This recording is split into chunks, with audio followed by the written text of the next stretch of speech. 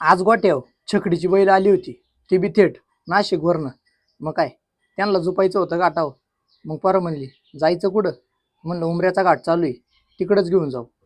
तर चला मित्रांनो, पहिल्यापासून पाहूया. नमस्कार मित्र, बरेच दिवस झालं गोट्यावर गेलो नव्हतो. म्हणलं चला आज गोट्यावर जाऊ.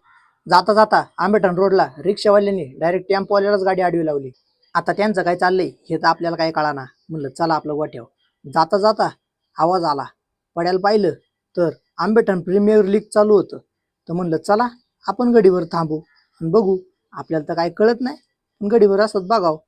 हिथं आल्यावर बघितलं तर जेवढी फकडी गाठत सज्ज असतात तेवढी सगळी फकडी आज हातात बॅट आणि बॉल घेऊन क्रिकेट खेळायसाठी ग्राउंडवर सज्ज होती. आता हिथं थांबलो, म्हणलं जरा सावलीत बसाव, मॅच बघाव.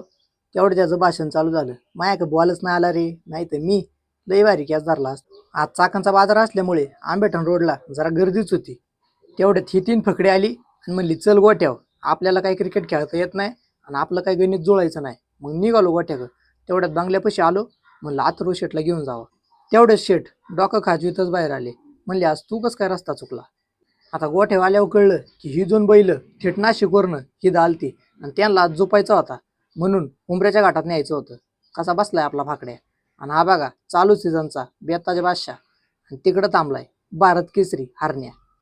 बैल उन्हाची जरा बाहेरच बांधली होती, म्हणून गोटा हातून फार मोकळा दिसत होता. तेवढ्यात मामा आपल्या फाकड्याला चोळायला लागले. म्हणला हा मा हिंद केसरी फाकडे. आता मामा लक्षाला चोळत्यात म्हणल्यावर चालू सीझनचा बादशाह गुळी फाकड्याला पण आपण गडीवर चोळाव. गोट्याच्या मागच्या बाजूला दुर्गाला मोकळी सोडली होती आणि हा फाकड्या टपात दगडी घालून वाजवत होता, जेणेकरून दुर्गा त्या आवाजाने त्याच्या येईन. मला तर नव्हतं वाटत, पण दुर्गा आली. आता दुर्गा ह्या आशेने आली की त्या टपात आपल्यासाठी काहीतरी खायला असणार, पण टपात दगडीशिवाय काहीच नव्हतं. आता त्या टपात तर खायला काय नव्हतं, पण हा बिननोकर वाच्याला बार म्हणून तिच्या बोकांडी बसला. मी म्हणलं दुर्गा याला कर उतानं, खायला बसवलं याला. तेवढ्यात ऊन जरा जास्तच झालं होतं, म्हणून बारक्याला म्हणलं हिंद केसरी मच्छाला सोड बाबा, त्याला गोट्यात जाऊ दे. आणि कसं आहे फाकड्या, 21 वर्ष झाली तरी फाकड्या अजून रुबाबातच आहे. एकटाच चाललाय गोट्यात, कोणाला येऊ नाही का तेव नाही, निवांत आपल्या जागेवर जाणार आणि उभा राहणार. आता मला उशीर झालता, म्हणलं निघाव आता. तर आपला हिंद केसरी लक्ष्या कांड्यावर कसा पळतोय हे तुम्ही कमेंट करून नक्की सांगा काय.